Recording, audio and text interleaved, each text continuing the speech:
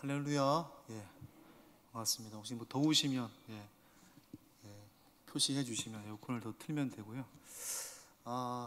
여름이 굉장히 긴 것 같습니다. 아무튼 또 여름은 여름대로 또 더워야 또 의미가 있으니까요.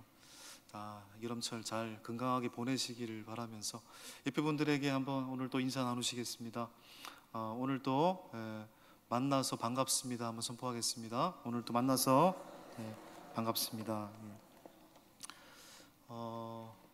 여러분 2016년도에 나왔던 영화, 이제 영국 영화인데요.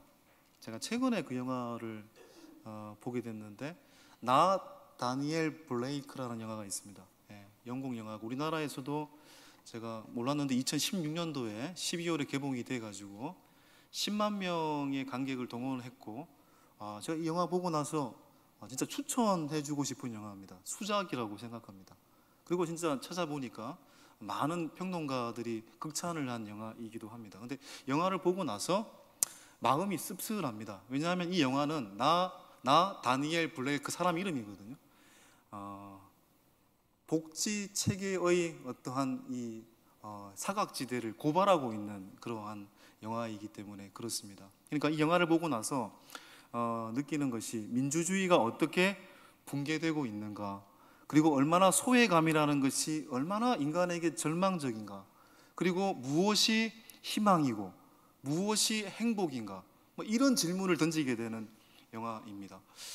이 영화의 주인공은 당연히 나 다니엘 블레이크라는 사람인데, 이 사람은 평범한 몫으로서 열심히 살았던 사람이었습니다. 그런데 어느 날 아내를 잃게 되고 또 자기 자신도 직장에서 일을 하다가 심장 질환으로 쓰러지게 됩니다.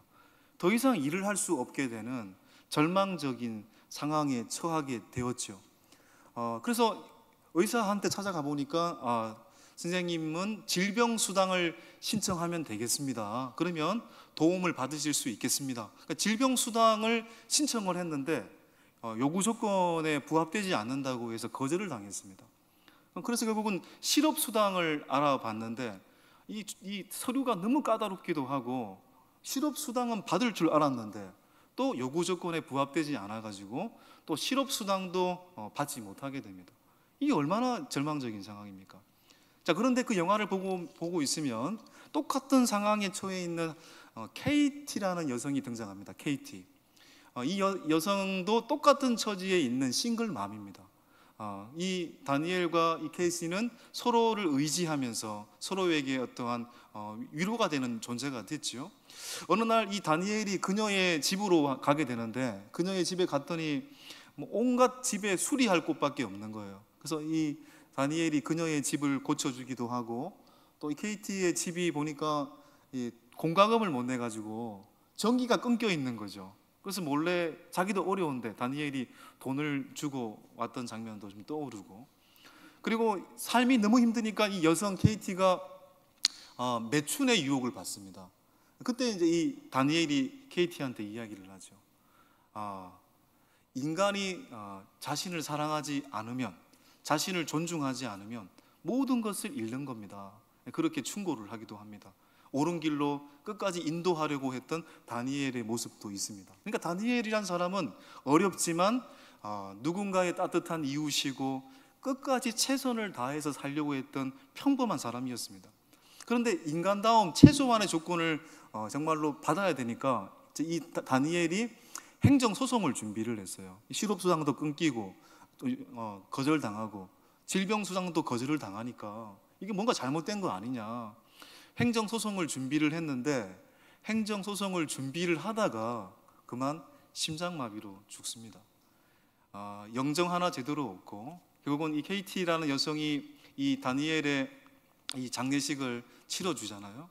그러면서 다니엘의 남긴 글을 읽습니다. 그 다니엘이 남긴 조서는 행정소송을 하기 위해 법정에서 읽으려고 했던 내용이었습니다. 내용은 이런 내용이었습니다. 나는 게으름뱅이, 사기꾼, 거지, 도둑도 아닙니다. 나는 묵묵히 책임을 다해 떳떳하게 살았습니다. 나는 굽실대지도 않았고 이웃이 어려우면 그를 도왔습니다. 자선을 구걸하거나 기대지도 않았습니다. 나는 다니엘 블레이크, 개가 아니라 인간입니다. 이에 인간적 존중을 요구합니다. 나 다니엘 블레이크는 한 사람의 시민, 그 이상도 그 이하도 아닙니다. 한 사람의 시민이라는 이 말 안에 모든 게 들어가 있는 것 같더라고요. 거창한 걸 요구하지 않았습니다. 한 인간으로서 받아야 될 최소한의 존중, 거창한 것을 추구하지 않았습니다. 최소한의 행복을 달라는 얘기였습니다.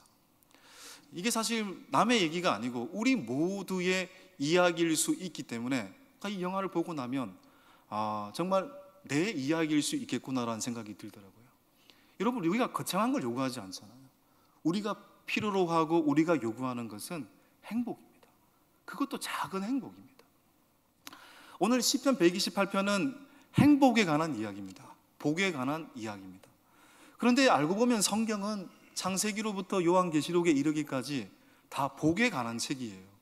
왜냐하면 하나님이 태초에 인간을 창조하시고 난 뒤에 인간에게 맨 먼저 뭘 주셨다고 했습니까?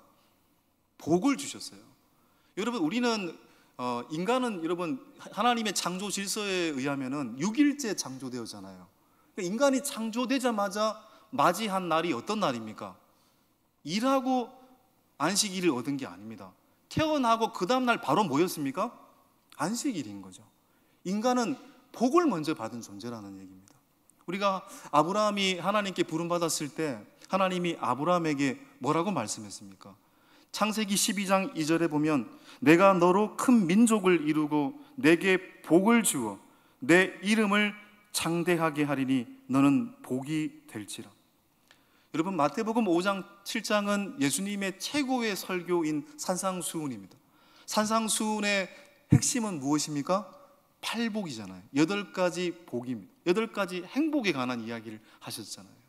어떤 사람이 행복한 사람입니까? 심령이 가난한 자는 복이 있나니 천국이 그들의 것이며 애통하는 자는 복이 있나니 그들이 위로를 받을 것이기 때문이다. 또한 온유한 자는 복이 있나니 하나님의 땅을 기업으로 받을 것이기 때문이다. 의에 줄이고 목마른 자는 복이 있는데 그들이 배부를 것이기 때문이다. 또한 뭡니까? 긍휼히 여기는 자는 복이 있나니 그들이 긍휼히 여김을 받을 것이기 때문이고, 마음이 청결한 자가 복이 있는데 왜 복이 있습니까? 마음이 청결한 자는 하나님을 볼 것이기 때문이라는 것입니다. 화평하게 한 자는 복이 있나니 그들이 하나님의 아들이다 일컬음을 받을 것이기 때문이고, 의를 위하여 박해를 받는 자는 복이 있나니 천국이 그들의 것이기 때문이다. 여러분, 성도의 길은 결국 몰락의 길이 아니고 화의 길이 아니라 복의 길인 것입니다. 성경의 마지막 66번째 성경의 결론과 같은 책인 요한계시록도 여러분 복에 관한 책입니다. 요한계시록은 어떤 책입니까? 도미티안 황제 시절에 하나님 앞에 하나님의 백성들이 박해를 받는 그 순간에 사도 요한이 여러분 소아시아 7교회에 있는 교회와 성도들에게 보낸 계시잖아요. 소아시아 7교회가 1차적 수신자입니다. 소아시아 7교회에게 맨 먼저 했던 말이 뭘까요? 하나님의 말씀을 순종하지 않으면 심판을 받는다는 내용은 그 다음에 나오고요. 맨 먼저 7교회마다 뭘 선포했습니까? 복의 메시지를 먼저 선포했습니다. 너희들은 복된 자라, 이걸 먼저 선포했습니다.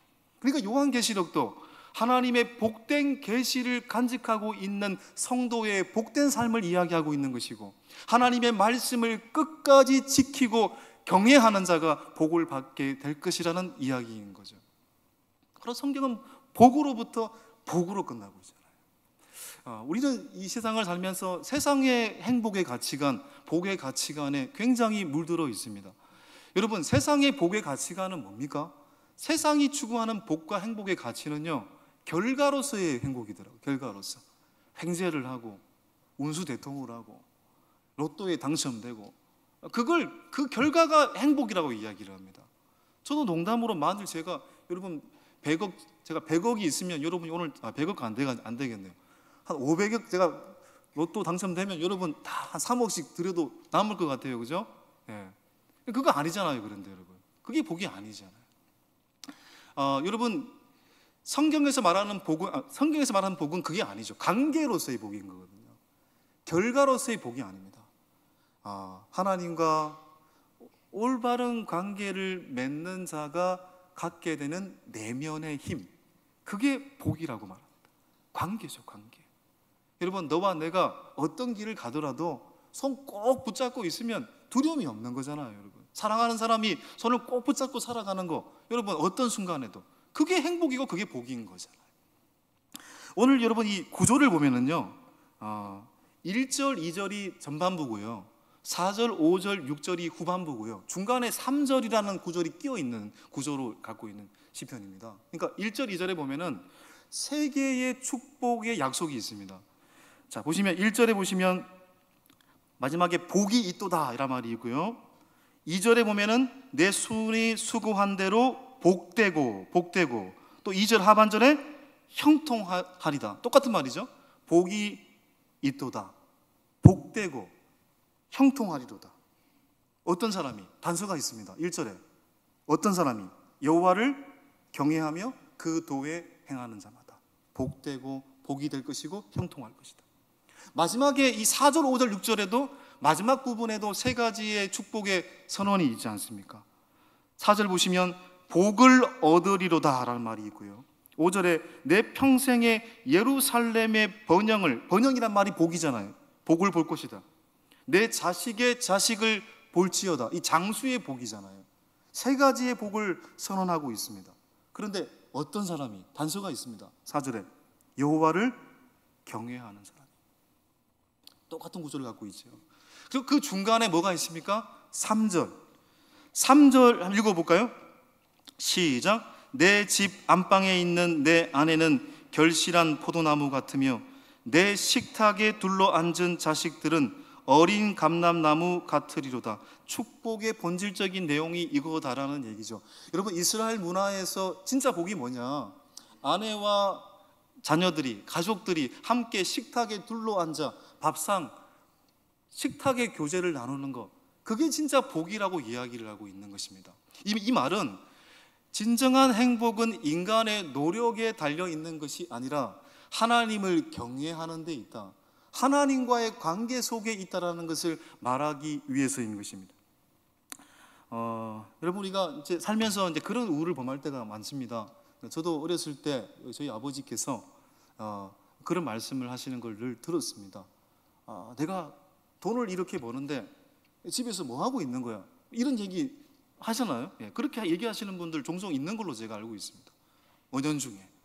그런데 여러분, 그게 아니죠. 내가 이 주체라고 하는 생각을 벌써 던져야 되는 거죠. 여러분, 집에서 뭐 하게요? 빨래하고, 여러분 식사 준비하고, 여러분 설거지하고.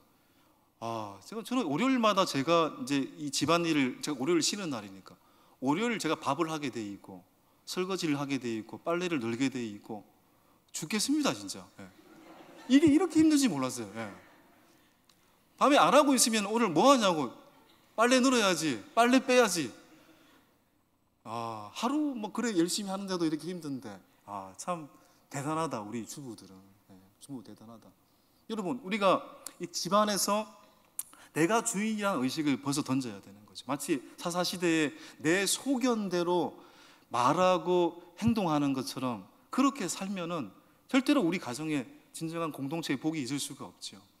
하나님께서 우리 가정의 주인이시고 우리의 왕이시고 하나님을 경외하는 것에 우리의 복이 있다는 것을 믿어야 우리 가정이 변화되고 공동체가 변화될 수 있는 거죠. 여러분, 오늘 본문은 간단한 겁니다. 하나님을 경외하는 사람이 진정한 복을 누리게 된다. 하나님을 경외하는 사람, 하나님을 왕으로 삼는 사람, 하나님과의 관계 속에서 늘 살아가는 사람, 그 사람이 복된 자이다. 끝입니다. 근데 여러분, 하나님을 경외하는 사람은 어떤 사람일까요? 여러분, 하나님을 경외하는 사람은요, 첫째, 일상의 삶을 소중히 여기는 사람입니다. 일상의 삶을 소중히 여기는 사람. 2절에 보시면 내가 수고한 대로 복되고라는 말이 있습니다. 여러분, 세상의 가치는 일 안 하고 부유하게 사는 걸 바라잖아요. 제가 지나가다가 종로에 밤에 한번 제가 우리 아들님께서 서울 구경을 하고 싶다고 해서 제가 밤에 이제 종로로 한번 갔던 적이 있습니다. 여기도 서울인데 여기를 서울이라 얘기지 않더라고요. 여기도 서울인데.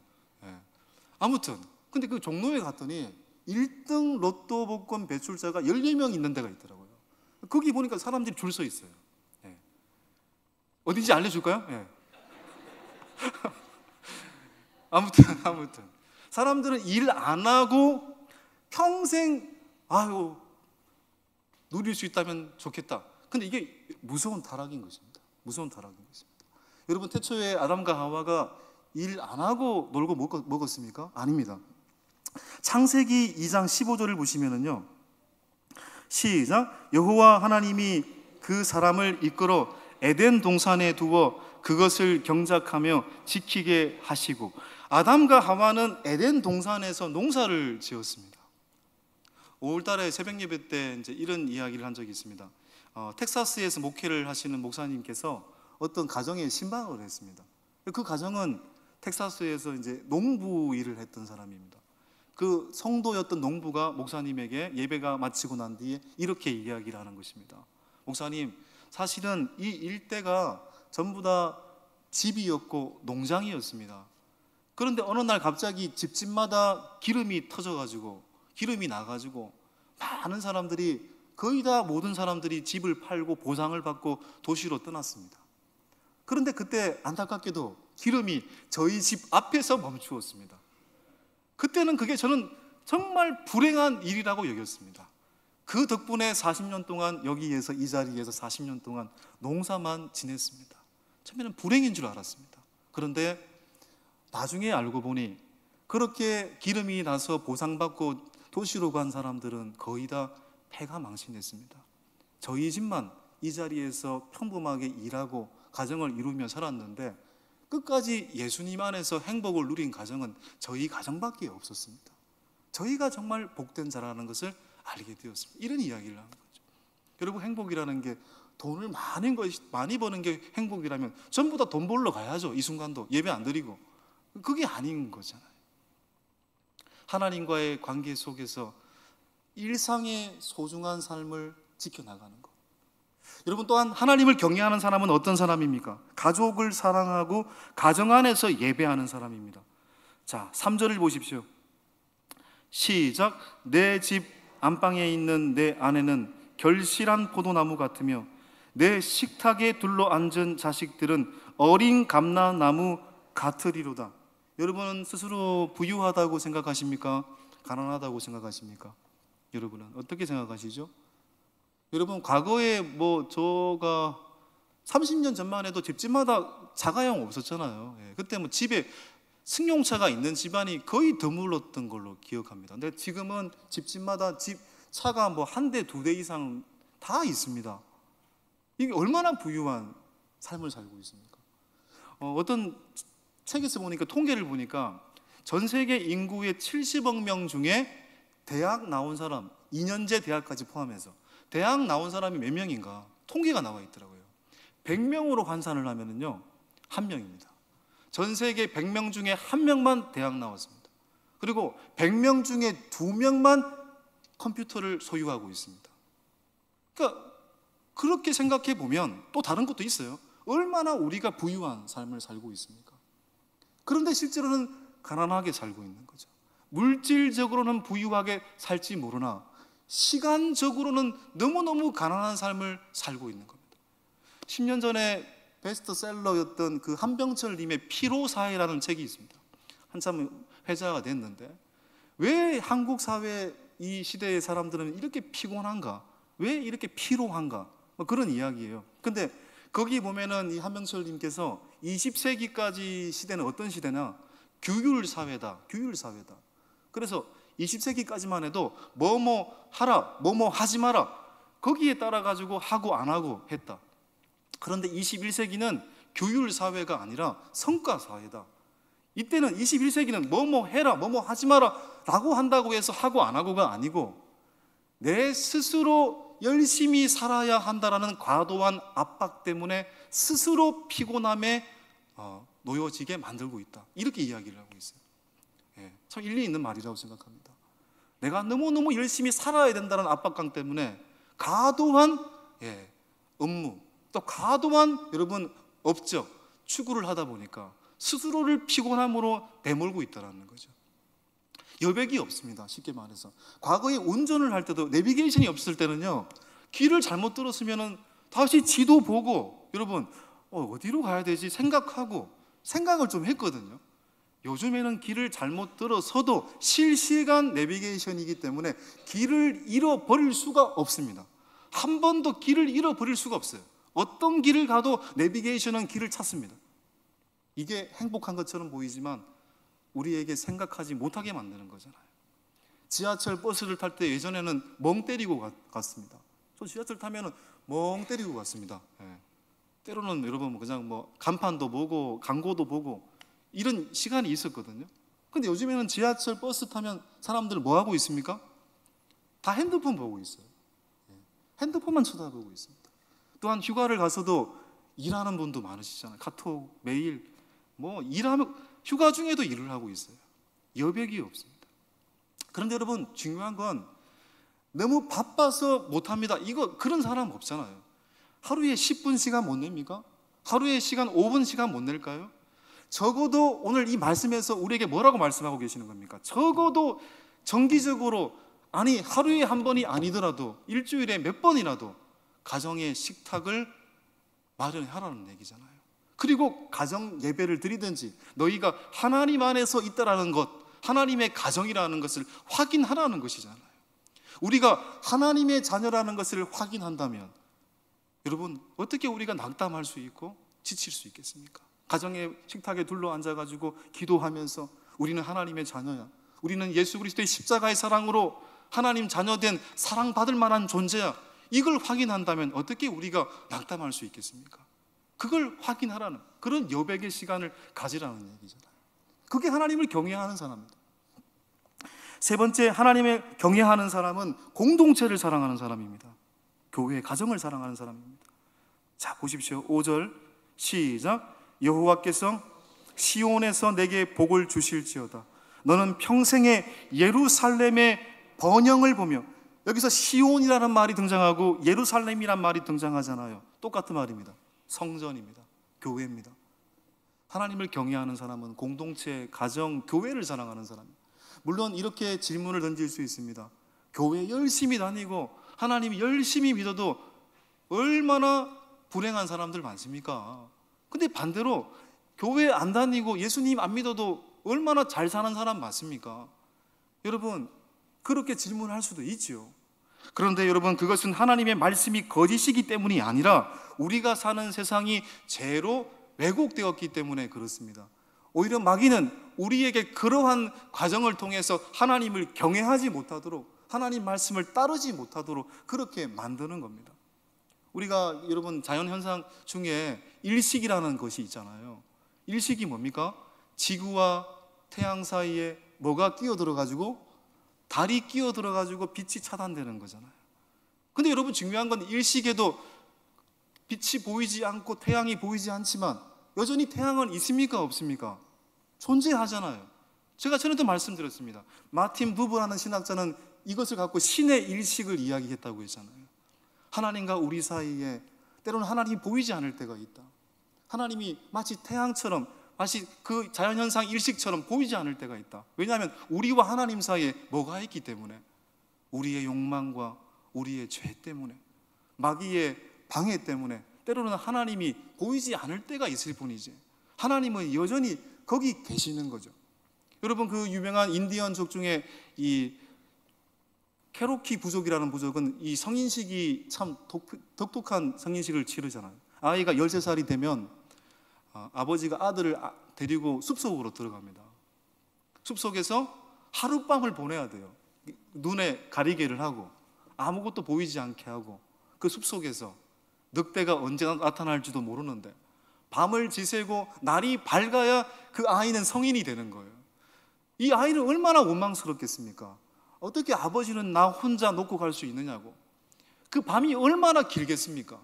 그런데 또 시간을 흘러서 날이 밝았습니다. 눈 가리개를 빼니까 여러분 웬걸요? 아버지가 저 멀리서 활과 칼을 갖고 있었던 겁니다. 밤새도록. 늑대의 아들이 죽지 않을까? 어떠한 위협에 처하지 않을까? 아버지는 밤새도록 아들을 주시하고 있었던 거예요. 아들은 보이지 않았지만 아버지는 그것 곁에 늘 존재하고 계셨죠. 하나님은 바로 그런 분이십니다.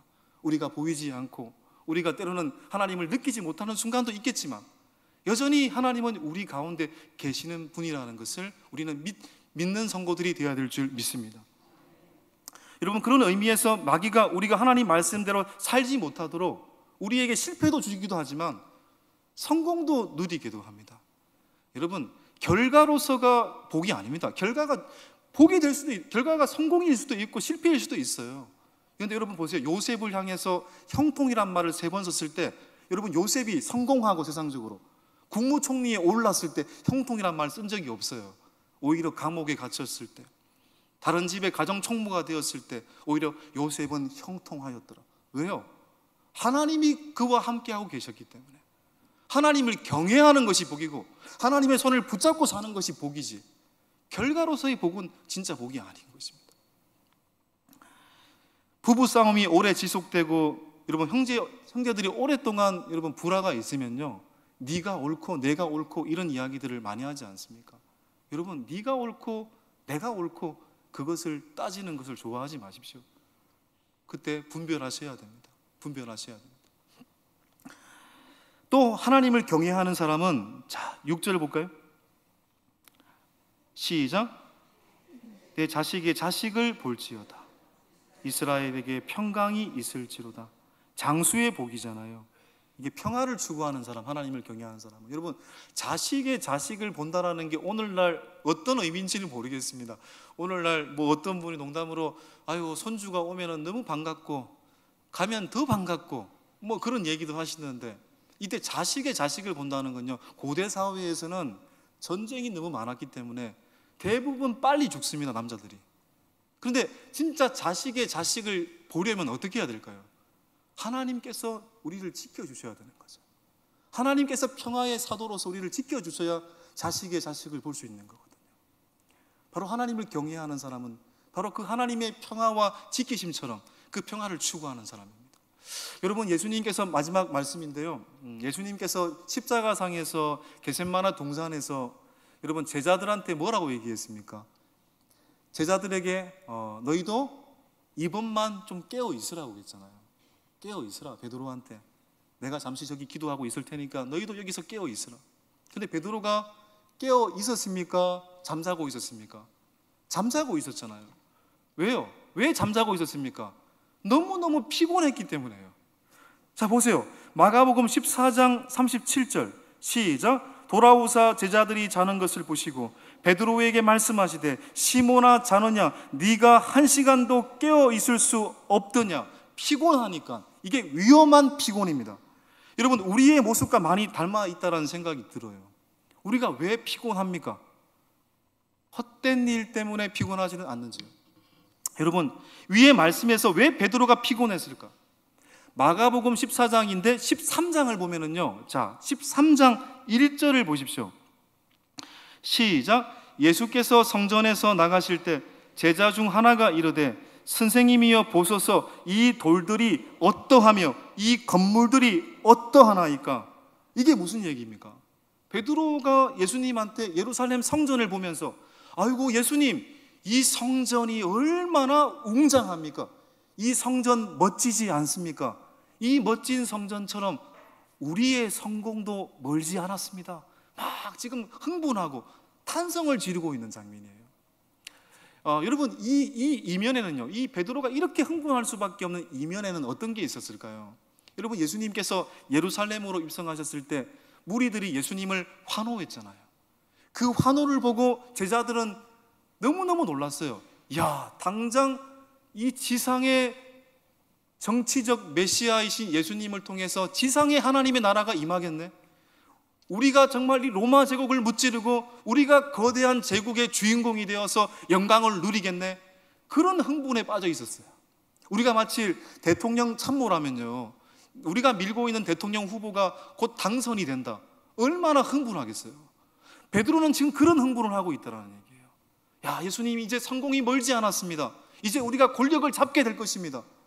그런데 그 순간 예수님은 베드로한테 뭐라고 얘기했을까요? 13장 2절입니다. 마가복음 시작. 예수께서 이르시되 내가 이 큰 건물들을 보느냐? 돌 하나도 돌 위에 남지 않고 무너뜨려지리라. 예수님은 예루살렘 성전의 영적인 피폐함을 보신 거죠. 예루살렘의 영적인 피폐함 때문에 무너지게 될 미래를 보신 겁니다. 그래서 그 무너질 예루살렘을 구원하기 위해, 무너질 이 세상과 인류를 구원하기 위해 예수님은 십자가를 지시기 위해 예루살렘으로 입성한 거잖아요. 그런데 반대로 베드로는 어떻습니까? 거대한 성전, 물질적인 화려함에 마음이 빼앗기고 그런 것에, 헛된 것에 하루 종일 흥분하고 노력하느라 한시도 깨어 있을 수 없더냐라는 주님의 말씀에 한시도 깨어 있지 못하고 졸고 있었던 거잖아요. 헛된 일에 노력하느라, 헛된 일에 마음을 쓰느라 그가 깨어 있지 못했던 겁니다. 여러분, 혹시 여러분의 열심이 헛된 일에 추구하는 열심은 아닌지요? 여러분, 결과로서 무엇을 얻는 것이 행복이 아닙니다. 아무리 일확천금을 누린다 한들 가정 안에서 단 하루 1분 대화를 나누지 못한다면 그게 무슨 행복입니까?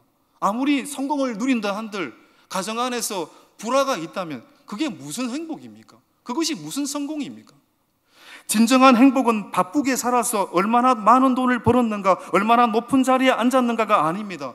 살아가다가 성공할 때도 있고 실패할 때도 있지만 언제나 하나님과 나 사이에 친밀한 관계를 맺고 사는 것, 어떠한 순간에도 하나님의 손을 붙잡고 살아가는 것, 그것이 진정한 행복인 것입니다.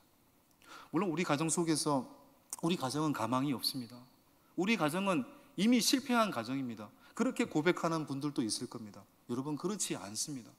마귀는 우리의 공동체를 짓밟으려고 하지만 예수님은 우리의 가정을, 우리의 공동체를 회복시키시는 분이신 줄 믿습니다. 예수님 안에서는 회복의 역사가 일어나는 거예요. 그렇기 때문에 우리가 해야 될 일은 무엇입니까? 다시 예수님을 경외하는 일입니다. 다시 예수님을 우리의 가정의 왕으로 삼는 일입니다. 우리의 가정의 주인으로 삼는 일입니다. 그럴 때 우리의 공동체가 다시 회복의 역사를 써내려가는 은혜가 있을 줄 믿습니다. 이 시간 말씀 기억하시면서 찬송가 438장 찬양하겠습니다.